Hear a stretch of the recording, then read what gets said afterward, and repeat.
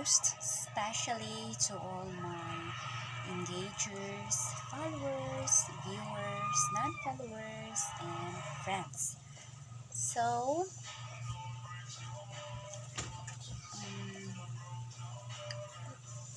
itatanong ko kayong lahat if kung may ads na ating long form video is doon na ba tayo magsimula sa ating earnings? Or shall we say, may earnings na ba tayo dyan? Kasi sa akin, kapag naboboard ako, wala na akong ibang mai-content.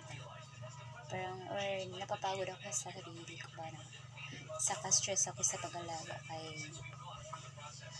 pag-alaga ng bata. Tinitignan ko yung mga long form video ko. Then, to be honest, may mga ads siya. Paiba-iba ang ads. Meron siyang, after mo siyang tignan, may mga ads siya na isa, dalawa, tatlo, pero paiba-iba. So, like for example, mag-upload ako ng long form video ngayon. Tapos, hindi siya automatically, after mo siyang i-upload, is may lumalabas din kaagad ng ads. It takes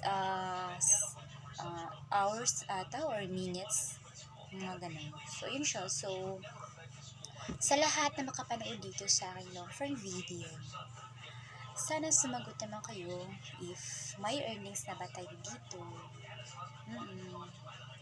Sa lahat na nakaalam, mag-comment kayo. And then, welcome naman kayo sa aking pag-vlog dito sa long form video.